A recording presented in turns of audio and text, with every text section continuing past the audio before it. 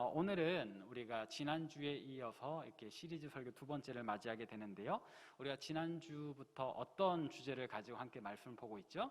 하나님은 어떤 분이신가? 인 창세기라는 타이틀을 가지고 우리가 지난주에는 하나님은 우리를 감싸고 계시는 분이시다라는 주제의 말씀을 나누었습니다.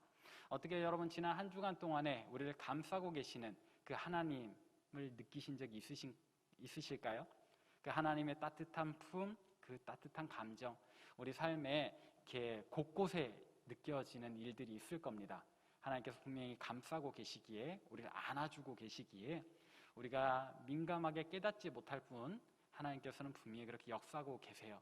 여러분들의 마음을 열고 또 여러분들의 심령을 열어서 우리 하나님의 품을 날마다 느끼실 수 있기를 바랍니다.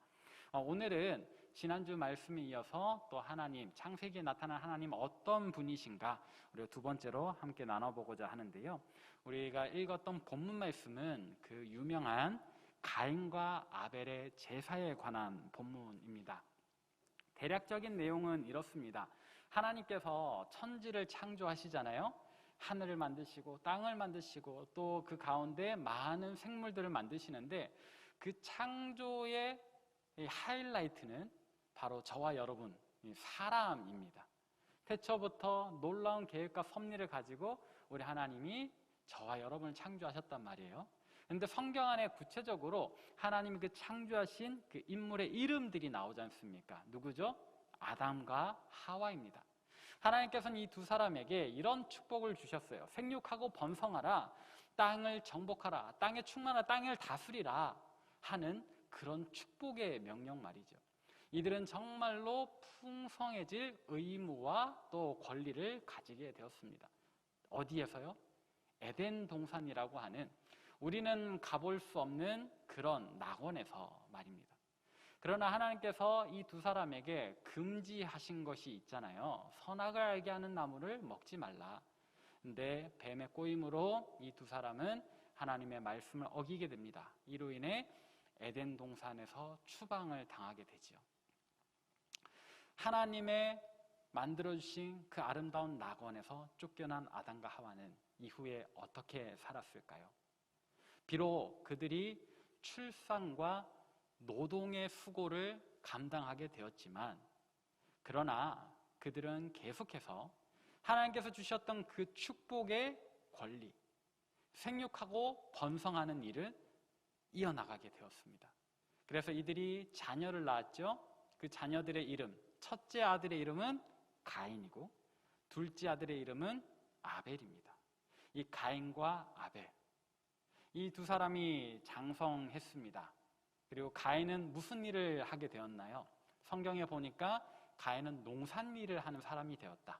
아벨은 양을 치는 사람이 되었다. 그 두 사람이 이렇게 맡게 된 것이 역할이 좀 달라졌던 것 같아요.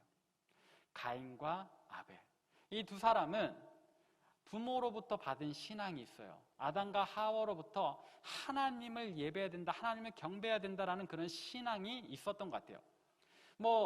이게 좀 어색할 수도 있지만 굳이 붙이자면 가인과 아벨은 모태신앙이죠. 부모의 신앙을 물려받았으니까. 그래서 이 두 사람은 하나님을 예배합니다. 오늘날로 치면 예배고 성경의 표현으로는 하나님께 제사를 드리게 되었어요. 근데 이 두 사람이 제사를 드릴 때 우리는 지금 오늘날 우리가 사용하는 화폐로 하나님께 예물을 드리잖아요. 이 당시에는 화폐가 없으니까 무엇으로 하나님께 예물을 드렸습니까? 가인은 자기가 거둔 곡식, 농작물로 하나님께 예물을 드렸고, 아벨은 자기가 치던 양들 중에 이 첫 새끼 그리고 그 기름으로 하나님께 예물을 드렸습니다. 둘 다 하나님께 예배를 드렸다. 그런데 오늘 본문 바로 앞절에는 하나님의 이상한 반응이 기록되어 있습니다. 그게 뭐죠? 두 사람이 똑같은 부모에게서 같은 신앙 교육을 받고 자랐을 거예요. 그죠? 다른 사람이 없으니까. 그리고 두 사람이 함께 하나님께 예배를 드리는데 하나님께서 아벨의 예배는 받으셨지만 가인의 예배는 받지 않으신 거예요. 다시 두 사람이 함께 자기들이 수고한 결실을 가지고 하나님께 예배하며 예물을 드렸는데 하나님께서 아벨의 예물은 받으셨다. 아벨의 예배는 받으셨다. 그러나 가인의 예물, 가인의 예배는 받지 않으셨다라는 겁니다. 그것 때문에 이 가인이 화가 많이 났어요. 성경의 표현으로는 그가 화를 내는데 안색이 변했다 그래요. 얼굴색이 싹 변하는 겁니다. 너무 화가 나서, 여러분 혹시 주변에 그런 분 계세요? 막 화가 나면 이렇게 얼굴 전체가 빨개지는 사람?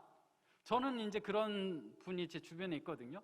그러니까 화가 나면은 정말 이 목 밑에 그리고 귀 끝까지 이렇게 빨개지는 사람이 있어요. 가인이 그랬나 봅니다. 하나님께서 내 예배를 받지 않으셨다라는 이 사실에 뭐 엄청난 분노를 가지게 되었던 거예요. 그래서 오늘 본문에 하나님께서 그렇게 분을 내는 가인을 향해서 너 왜 화를 내니? 라고 말씀하시는 것. 그게 오늘 본문의 내용이거든요. 자, 그러면 여기에서 우리가 질문을 해볼 수 있습니다. 어떤 질문입니까? 하나님께서는 왜 아벨의 예배는 받으시고 가인의 예배는 받지 않으셨던 것일까? 도대체 이 두 사람의 차이는 무엇일까?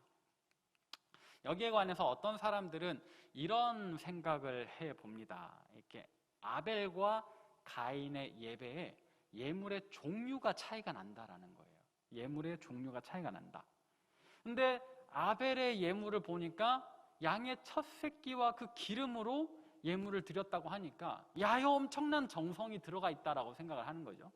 근데 가인은 그냥 자기가 거둔 곡식으로 예배를 했다고 하니까 그냥 이렇게 적당한 예물, 그러니까 정성의 차이가 있지 않나라는 상상을 해보는 겁니다. 아벨은 지극히 자기가 구별하고 선별하고 정말 하나님께 드리려고 준비한 예물이고 가인은 그냥 자기 창고에서 대충 꺼낸 그런 시들기 직전에 그런 곡식을 드리지 않았을까. 또 어떤 사람들은 이런 생각도 해봅니다. 레위기에 보면 하나님께서 모세와 이스라엘 백성들에게 너희는 이렇게 예배해라 하면서 5가지 종류의 이 제사를 알려주시는데 여기에 사용되는 제물들의 대부분이 소나 양이나 비둘기 같이 육축이라는 거예요. 그러니까 하나님은 좀 육식을 좋아하시는데 가인이 아벨은 양으로 드렸고 가인은 그냥 곡식으로 드렸으니까 채식을 드렸으니까 이게 이제 하나님의 구미에 맞지 않았지 않나 이런 해석 생각을 또 해보는 거죠. 죄송합니다만 둘 다 틀린 이야기입니다. 왜냐? 여러분 상식적으로 가인이나 아벨이나 하나님 앞에 예배드리면서 본인이 알잖아요. 내가 이 예물에 드린 정성이 어느 정도인지 알잖아요. 그리고 그 훗날 모세에게 일러주시는 그런 제사의 어떤 규칙을 가지고 이 가인이 몇천 년 전에 예배드린 가인이 제물의 종류를 틀리게 드렸다? 이건 말도 안 되고 또 그 레위기에 보면 꼭 육축으로만 제사를 하라고 말씀하시지 않으세요. 얼마든지 곡식을 빻은 가루로, 곡식 가루로도 하나님 앞에 예배할 수 있습니다.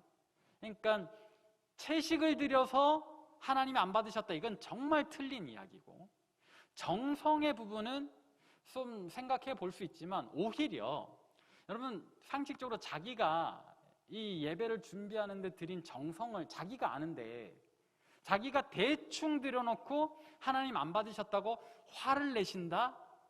이건 좀 타당하지 않죠. 오히려 반대의 경우일 겁니다. 오히려 아벨은 그 예물이 가인이 볼 때 좀 빈약해 보였을 거예요. 오히려 가인은 야, 아벨 저놈은 양의 첫 새끼 한 마리를 드렸어? 나는 막 여기에 사과도 넣고 여기에 수박도 넣고 막 진수성찬을 차렸는데 어쩌면 가인의 입장에서는 아벨과는 비교도 안 될 정도로 어마어마한 예물을 준비해서 하나님 앞에 올려드렸던 것 아닐까요? 그런데 하나님께서 자기 예물은 받지 않으시고 자기가 생각할 때 저 빈약한 아벨의 예물을 받으시니까 화가 난다. 이게 더 타당한 추론 아닐까요? 뭐 우리가 가인이 어떻게 예배를 했는지, 아벨이 어떻게 예배를 했는지 구체적인 장면을 눈으로 볼 수 없고 기록으로도 확인할 수 없으니까 이건 다 추론과 상상의 영역 아래 있지만, 다만 분명한 것은 가인은 자신의 예배에 대한 어떤 자신이 있었다는 거예요. 이건 분명히 하나님께서 받으실 거다라는 그런 어떤 마음이 있었다라는 거죠. 근데 결과가 그렇게 나오지 않으니까 가인이 화를 내는 겁니다. 어마어마하게 화를 내서 안색이 변하기까지 화를 내는 거죠. 여기에 대해서 히브리서 말씀이 우리에게 조그만 힌트를 주는데, 하나님께서 어째서 가인의 예배를 받지 않으셨을까? 히브리서의 말씀을 보니까 믿음으로 아벨이 가인보다 더 나은 제사를 드렸다라고 이야기를 해요. 믿음으로. 가인은 스스로 아벨과 비교했을 때 자기가 더 나은 제사를, 더 나은 예배를 드렸을 거라고 자신을 했는데, 히브리서의 기자가 정의 내리기로는 아벨이 이 제물의 종류나 양의 문제가 아니라 그 믿음의 영역으로 볼 때에 가인보다 더 나은 예배를 드렸기 때문에 하나님께서 아벨의 예배를 받으시고 가인의 예배는 받지 않으셨다라는 얘기를 하는 겁니다. 자, 그럼 여기에서 도대체 가인의 믿음이 어떠했을까가 우리에게 또 의문으로 다가오죠. 가인의 믿음은 어떠했을까? 모르긴 몰라도 그가 준비했던 그 예배 외형에 비해서는 그 마음에 진짜 하나님을 믿고 하나님을 의지하고 하나님을 붙잡는 그의 믿음은 보잘것없었을 겁니다.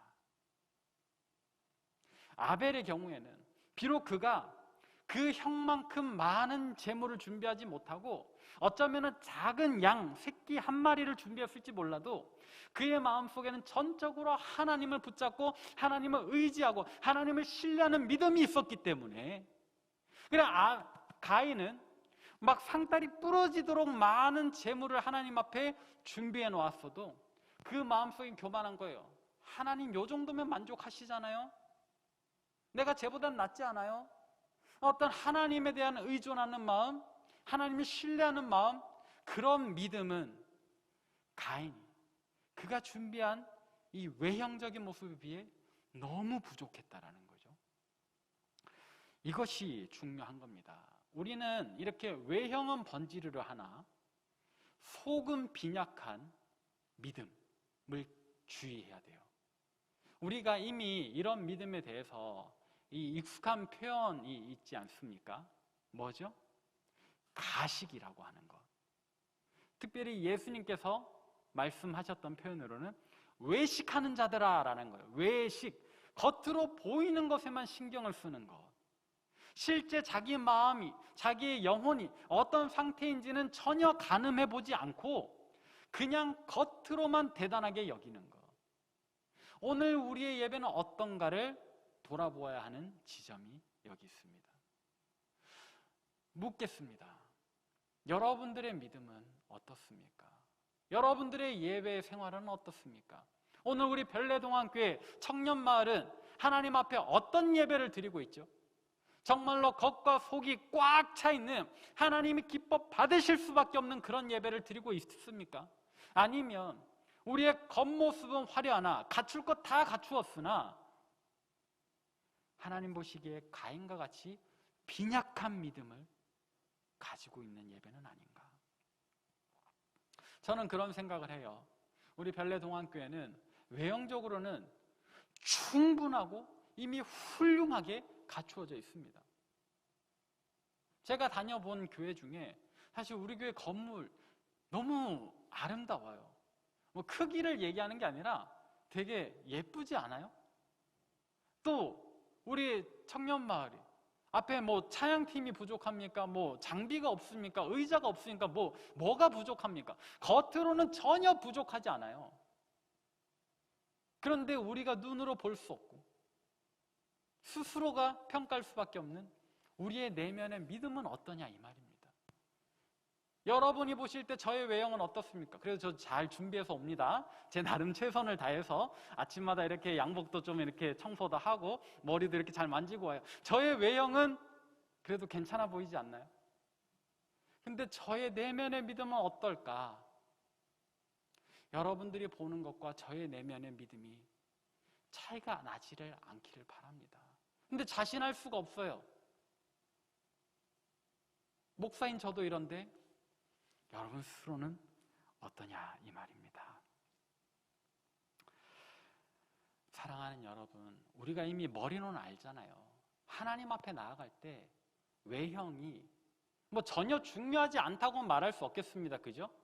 마음이 있는데 어떻게 외형조차도 꾸미지 않겠습니까? 당연히 겉모습에 신경을 쓸 수밖에 없을 겁니다. 그러나 그 겉모습에 모자르지 않게 우리의 내면도 잘 준비를 해야 된다는 거예요. 왜? 하나님은 겉모습에 속지 않으시는 분이기 때문에. 하나님은 우리 마음을, 우리 중심을 살피시는 분이시기 때문에. 그래서 하나님께서 이스라엘의 초대 왕이었던 사울 왕을 대신할 새로운 왕을 뽑으실 때 다윗의 형들 다 멋있고 잘생겼어요. 다 대단한 인물을 자랑했던 사람들이지만 그 형들 다 패스하고 아직 왜소한, 아직 어린아이 티를 벗지 못한 소년 다윗을 고르시거든요. 그때 하나님께서 말씀하시잖아요. 나는 사람의 중심을 본다. 나는 외형을 보지 않는다. 또 복음서에 나오는 이야기 중에 이런 이야기가 있어요. 예수님께서 성전에 들어가는 사람들을 가만히 보고 계십니다. 그러면서 한 가난한 과부, 여기서 말한 가난한 과부는 그냥 남들보다 조금 못 사는 게 아니고 진짜 그 가난함이 겉으로 드러나 보이는, 누가 봐도 저 사람 진짜 가난한가 보다 하는 그런 외형의 한 여인을 보시는 거예요. 그러면서 그 여인에게 어떤 이야기를 했는가? 우리가 마가복음 12장 41절부터 44절을 같이 한번 보도록 하겠습니다. 제가 읽을게요.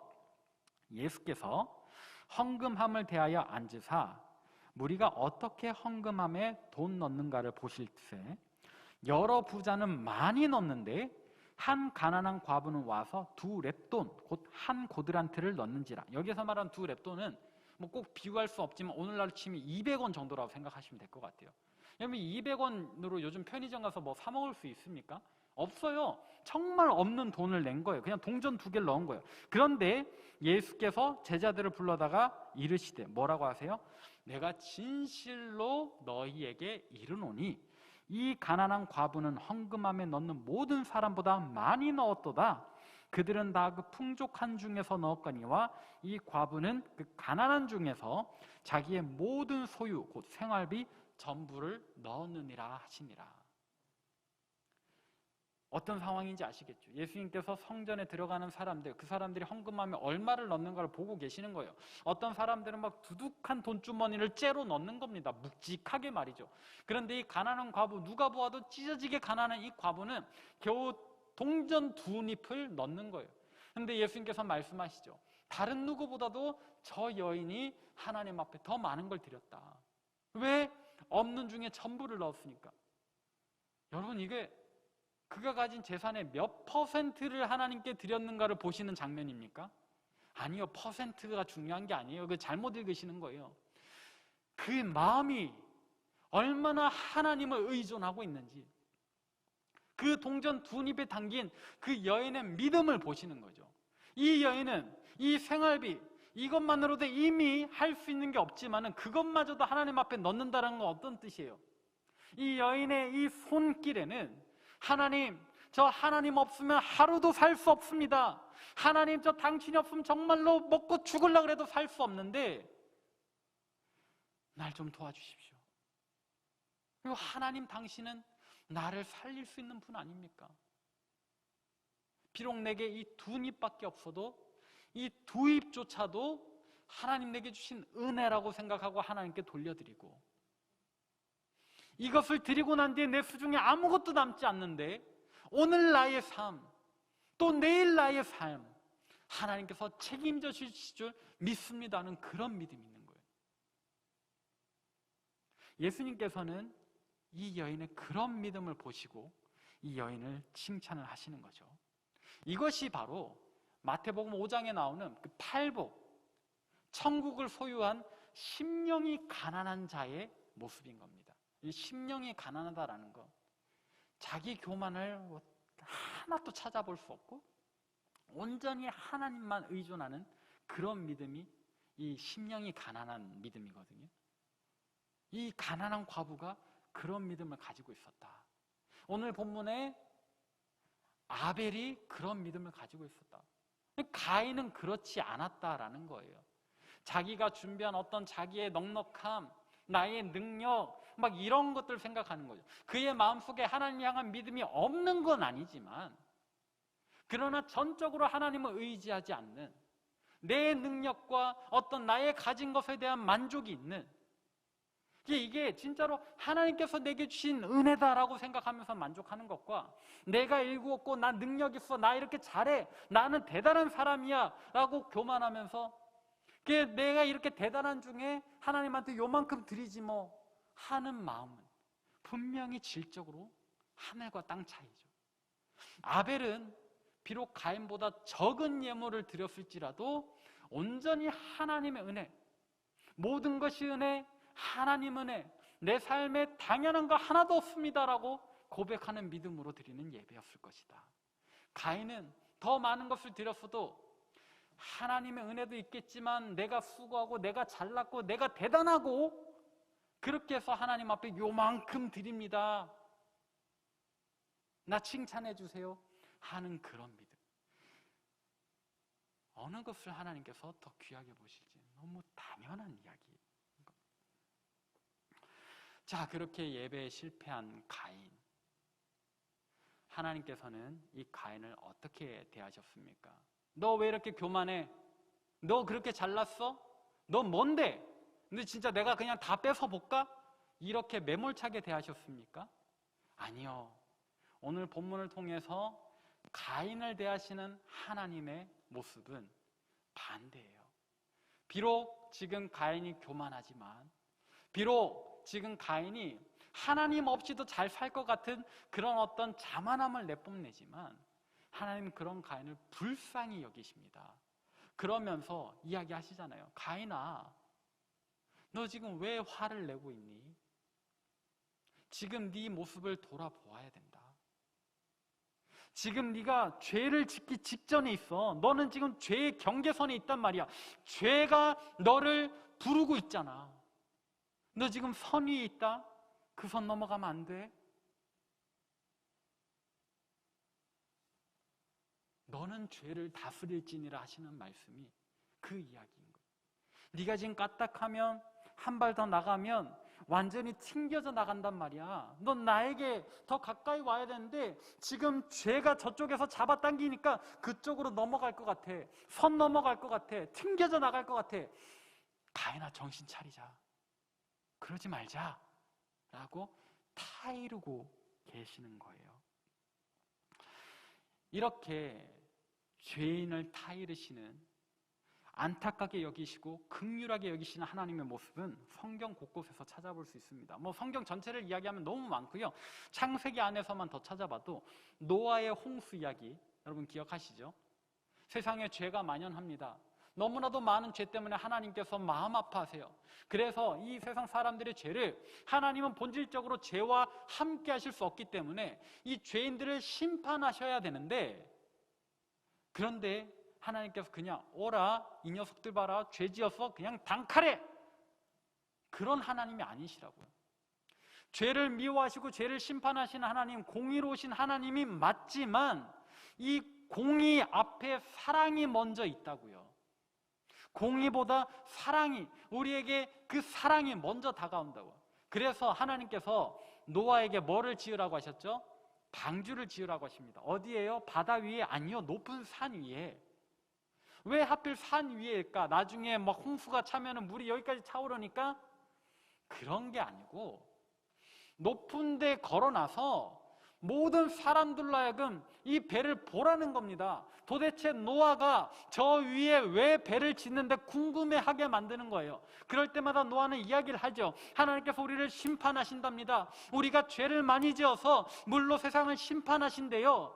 이 모든 메시지 안에 하나님께서 노아를 통해, 이 방주를 통해 세상 사람들에게 하고자 하는 근본 메시지는 뭡니까? 돌아오라는 거예요. 더 죄짓지 말고, 그 죄의 경계선 더 넘어가지 말고, 내게서 튕겨 나가지 말고 내게로 돌아오라라는 메시지를 전하시는 겁니다.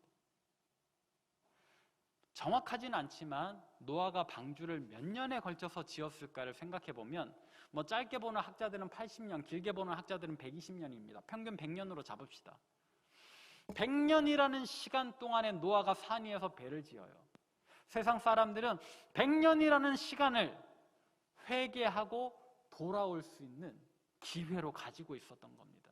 하나님께서 100년이나 더 기다리신 거예요. 나의 창조물들이, 나의 피조물들이 내게로 돌아오기를 말이죠.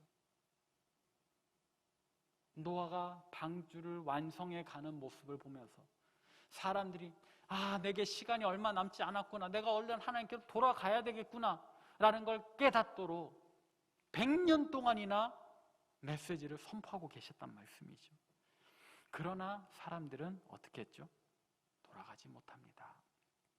안타깝게도 가인도 역시 하나님께서 죄가 너를 요청하나, 죄가 너를 부르나, 너는 죄를 다스릴지니라, 그 선 넘어가지 마라, 내게로 돌아오라 말씀하셨지만 가인은 어떻게 했어요? 자기 마음을 다스리지 못하고 자기 믿음을 바로 세우지 못하고 동생 아벨을 불러다가 들에서 쳐 죽입니다. 더 끔찍한 죄를 저지르죠. 그렇게 가인은 심판의 길로 갑니다. 노아 시대의 사람들도 회개하지 않고 잘못된 길로 나아갑니다. 그 이후에 누가 어떻게 그들을 구원할 수 있겠습니까?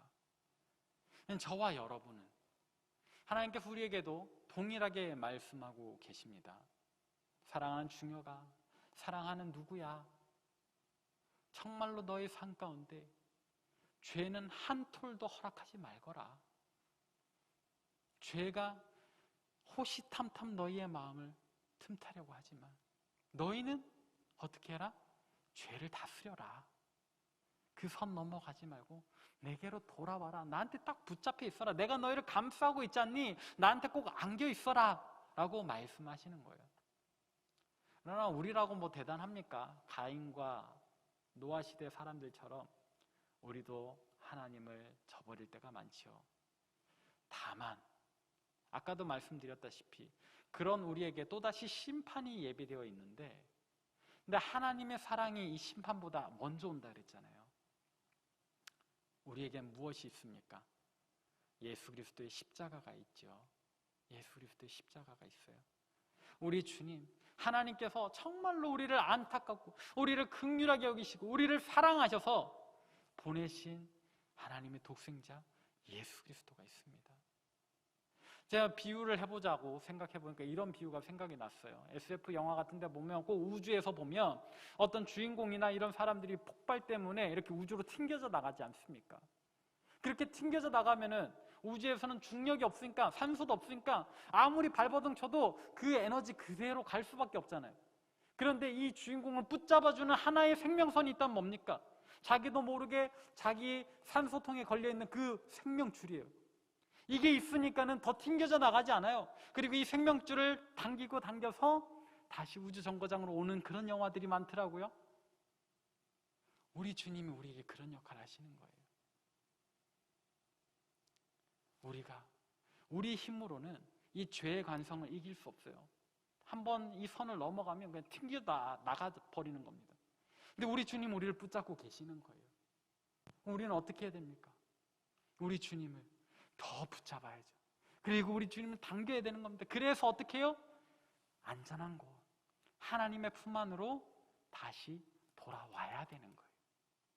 우리 주님께서 우리에게 이걸 원하십니다. 이걸 원하셔서 우리가 올 때까지 지금 기다리고 계세요. 기다리고 계신다고요. 오랫동안. 사도 베드로가 그의 편지에서 이렇게 기록을 하고 있습니다. 베드로후서 3장 9절인데요. 주의 약속은 어떤 이들이 더디다고 생각하는 것 같이 더딘 것이 아니라 오직 주께서는 너희를 대하여 오래 참으사 아무도 멸망하지 아니하고 다 회개하기에 이르기를 원하시느니라. 우주적인 심판이 오기 전에, 우리 주님의 재림이 있기 전에 우리 주님 지금 기다리고 계시는 겁니다. 언제? 무엇을? 우리가 회개하고 예수님 붙잡고 주님 품 안으로 돌아오기를. 오늘 우리 삶 속에 비록 우리가 십자가 보혈로 다 씻음 받았으나 또다시 반복하여 저지르는 자범죄 때문에 우리가 하나님으로부터 점점 멀어지고 있고 튕겨져 나가기 직전에 있을 때 이 말씀을 기억하고 어떻게 해야 돼요? 죄를 다스려야 되는 거예요. 우리 마음을 다스려야 되는 거예요. 회개해야 되는 거예요. 그리고 예수님을 붙잡고 다시금 주님 품 안으로 돌아와야 하는 겁니다. 우리 하나님께서 지금 이걸 기다리고 계세요. 오랫동안. 그래서 예레미야 선지자는 우리에게 이렇게 권면합니다. 예레미야가 3장 40절, 우리가 스스로 우리의 행위들을 조사하고 내 행위를 돌아보자는 거예요. 조사하자는 거예요. 그냥 쑥 훑어보는 게 아니고 하나하나 뜯어보고 여호와께로 돌아가자. 우리가 이 메시지를 가벼이 여기지 않고 귀담아 듣고 하나님께로 돌아가면 우리에게 어떤 좋은 일이 있을까요? 이사야 선지자는 우리가 하나님께 돌아갈 때 우리에게 일어날 일을 이렇게 이야기를 하죠. 우리를 긍휼히 여기시고 용서해 주신다. 너그럽게 용서해 주신대. 또 호세아 선지자는 우리가 하나님께 돌아가면 이런 일이 있대요. 우리를 찢으셨으나 도로 낫게 하실 것이요 우리를 치셨으나 싸매어 주신다고요. 여기에서 우리를 낫게 하신다라는 것, 우리를 싸매어 주신다라는 것, 긍휼히 여기시고 용서해 주신다는 건 어떤 의미입니까? 우리가 죄짓기 이전의 상태, 하나님께서 우리를 자기 형상 따라 존귀하게 지으신 그 모습 그대로 회복시켜 주신다라는 이야기죠. 그러면 우리 가운데 진짜 이런 회복을 누린 사람이 있을까? 이게 그냥 어떤 교리적인 이야기는 아닐까 하는 질문을 또 해보게 되는데요. 우리 하나님께로 돌이켜서 하나님 베푸신 그 회복을 누린 사람들 많이 있습니다. 여러분들 많은 간증자들이 있어요. 그 중에 제가 며칠 전에 유튜브에서 듣게 된 한 자매 이야기를 나누고 싶은데요. 이 자매의 이름은 다니엘라라고 합니다. 유튜브에서 다니엘라 자매 간증이라고 하니까 나오더라고요. 어렸을 때 학교에서 왕따를 당했대요. 그래서 마음에 상처를 많이 입었답니다. 좀 자기 말로는 학교 다닐 때 좀 잘 나댔다고 해요. 그러니까 친구들 보기에 좀 많이 그랬나 봐요. 그래서 이 자매를 왕따를 시켰대요. 그래서 그 자매 자존감이 완전히 무너져 버린 겁니다. 상처를 많이 받았어요. 그러다가 이 자매가 해외로 유학을 가게 됐습니다. 두바이로 가서는 어떤 삶을 살게 되었느냐, 이 사치와 향락에 빠졌다는 거예요. 자기네 집이 그렇게 잘 사는 게 아닌데도 이렇게 부유한 친구들이 초대를 해주면 거기에 막 한껏 꾸미고 가는 겁니다. 아직 학생인데. 그리고 가서 여러 음란의 죄를 저지르는데 동성애까지 하게 됐다라고 해요. 그렇게 이 자매는 이렇게 텅 빈 내면 병든 마음을 가지고 온갖 죄의 수렁텅이를 헤매고 있었다라고 해요. 자기 말로는 무언가를 찾아 헤매는데 자기가 뭘 찾고 있었는지조차도 모르고 있었다라고 얘기를 하더라고요. 그러나 어느 순간에 자기를 불쌍히 여기시는 예수님을 영접하게 되었다라고 합니다. 정말로 자기를 사랑하시고 이런 나를 누가 사랑할까라고 생각하고 있는 자기를 사랑하신다라고 말씀하시는 예수님을 마음으로 느꼈다고요. 그 예수님의 품을 느꼈다고 해요. 그때부터 이 자매가 하나님께로 돌아오게 된 거죠. 그래서 여기저기 간증 집회를 다닙니다. 여러분, 저처럼 여호와께로 돌아가야 됩니다. 당신도 저와 같이 여호와께로 돌아가야 됩니다. 길거리에서도 전도하고 또 미국의 대학교 간에 이런 회심 기도회를 준비를 하고 있다라고 해요. 이런 자매의 이야기, 오늘 우리 시대에 우리 가운데 있는 이야기입니다. 뭐 과거 먼 옛날에 어느 누구 대단한 사람이 아니고, 제가 이 말씀의 말미에 이 자매 이야기를 하는 건 그 자매가 대단하다라는 얘기를 하고자 하는 게 아니에요. 여러분, 그 자매 간증 굳이 안 찾아보셔도 돼요. 다만 우리 시대 우리와 같은 사람들 가운데서도 하나님의 역사는, 우리를 불쌍히 여기시는 그 하나님의 마음은 여전하구나, 하나님께서 우리를 기다리고 계시는구나 하는 거 여러분들 깨달으시길 바랍니다. 그리고 저와 함께 여호와께로 돌아가실 수 있기를 바랍니다. 말씀을 정리하겠습니다. 오늘은 우리가 하나님 어떤 분이신가 인 창세기라는 타이틀을 가지고 두 번째 시간을 가졌습니다. 하나님께서는 우리가 죄의 경계선을 넘지 않고 자기에게로 돌아오기를 원하시는 분이십니다. 공의의 하나님이시기 때문에 죄를 심판할 수밖에 없지만, 우리가 이 죄를 먹고 마신다면 언젠가 하나님의 심판을 당할 수밖에 없지만, 하나님은 그 심판에 앞서 우리에게 기회를 주십니다. 너무나도 큰 사랑으로 우리를 오래도록 기다리고 계시는 거예요. 그러면서 우리에게 말씀하고 계시죠. 돌아오라, 내게로 돌아오라. 돌아오기만 하면 내가 너를 창조하던 그때로 회복시켜 줄 텐데, 그 죄악에 빠져 허우적대는 삶을 멈추고 얼른 내게로 돌아오라. 나는 세상이 줄 수 없는 참 평안을, 치유를, 회복을 너에게 줄 것이다 말씀하시는 하나님이신 줄로 믿습니다. 우리가 그 목소리를 귀담아 듣고 오늘 우리의 삶을 조사해보고 정말 우리 삶 가운데 돌이켜야 하는 죄악의 모습은 없는가 생각해 보시고 여호와 하나님께로 돌이키는 저와 여러분 되시기를 바랍니다. 우리가 그렇게 돌이킬 때 참으로 하나님 우리를 싸매시고 고쳐주시며 치유하고 회복시켜 주실 줄로 믿습니다.